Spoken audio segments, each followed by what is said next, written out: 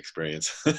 Yeah. Anyways, I'm tying this and also the energetic exchange part of her last chapter, chapter 9, in with something that I've been seeing with Edward Tronick's more recent stuff. He has a video that's about 40 minutes long where he goes farther into an exchange between a parent and a child. And he refers to serving and return as one of the things that's noticed as a very fundamental way that the tiniest baby, will start doing. They'll serve something and you return it, and you serve something and they return it, and it's a lot like leading and following. And it happens. They were measuring it, and it's about a third of a second where they measured the change from someone serving and someone returning. A third of a second. That's so it's fast. like, wow, okay, there's this exchange going. Right. And then the other part, when she talked about energetic exchanges, then I started noticing how that was fitting in with, and she talked about the different types, the types of energy, and how they're not bad, they're just different, and that you can dance with them. And that started sounding a lot like the way even in the mindless heart and heartless mind tend to find matching pairs, and they tend to oscillate. And in a relationship, you might, that energy is happening too, and it could happen in one person, and you could just take turns. But it's just really a neutral, energetic exchange. Yeah, and it happens really fast, and it's a basis for everything we're doing right even now when we're talking and serving and returning. Right. Chris, yeah, that's helpful. Who was that author? Edward Tronick. He's the one that did the still-faced baby experiment. Okay. In 1975, and he's still around. And this was 2012 or 14, where he gave a talk at a conference and 40 minutes, and it's called "Catch Your Child Before They Fall" or something like that. Mm. And he's very he says a lot of things like that he means the opposite. That's his style. Right. Would you, if you think of it, Chris, would you post that on the forum? Yeah. A link to that would be great. Yeah, I would like to see that.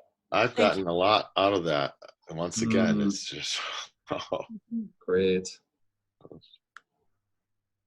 Yeah, I want to say too, in terms of this metaphor of leading and following, two things. One is that in a normal conversation in just an average day, who's leading and who's following changes. So like you're just describing there, Chris, with let's say the baby and a parent, it goes back and forth. Even though maybe the parent has to lead in certain ways around, like now this is what we're doing now. We're going to the grocery store now, or whatever. The baby's not necessarily leading that part, but they're leading at the conversational level, maybe offering. What did you say? What's it called? Serving and returning. Serving and returning, yeah. And like in the still-faced experiment, we're familiar with the baby serves and looks for the return, no return, right. Serves again, no return. Right. Oh yeah, that's great. That's very helpful.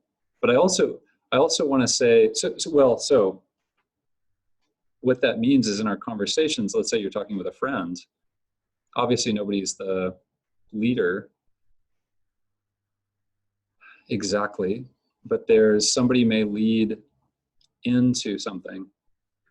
They might bring something up, or they may be, they may say, hey, I really want to talk about this trouble I'm having in my life, and do you have a few minutes or whatever? That could be a kind of leading. But then as the conversation develops, that role of who's leading and who's following goes back and forth.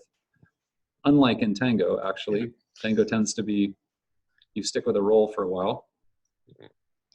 And so I keep that in mind, that co-creation is this fluid role, and then it adds another layer to it, because it's one thing in tango when you know who the lead is and who the follow is, but in the conversation, there's a further layer of awareness of how those roles naturally flow.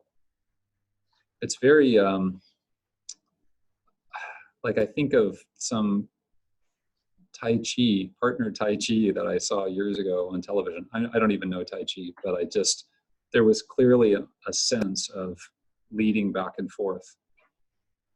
And actually I had a friend talk about jujitsu that way, exercises in jujitsu where you're leading back and forth. So whatever metaphor works for you. But I also want to say, as teachers, then we're in the role of leading when we're teaching. And you have a certain responsibility as the leader. So I want to say just a little bit about tango being the leader. Being the leader in tango is a little scary because, you know, you're walking somebody backwards through a room. They can't see where they're going.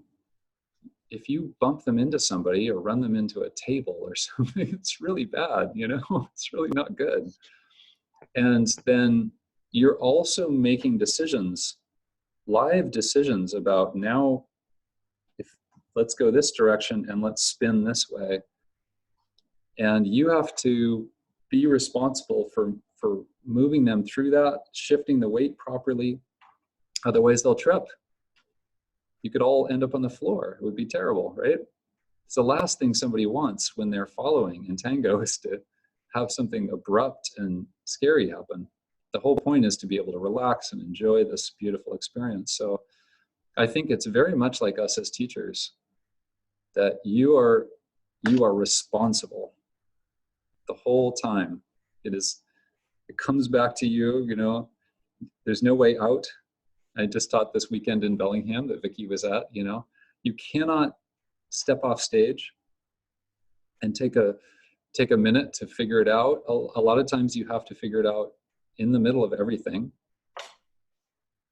People are, you know, responses are coming from the audience, and sometimes they're not at all what you were thinking about or what you expected, and you have to just learn how to move and adapt with that.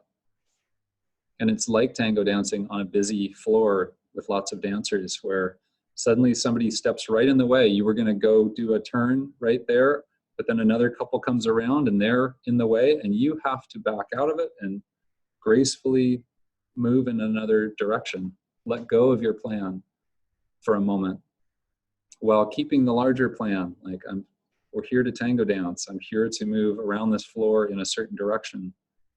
And, you know, I can't just plow backwards through the group and expect that it's going to go well. And it can be quite complicated. You know, the more people there are in the room, the harder it is to read. How do you read the feedback from your partners? You know, you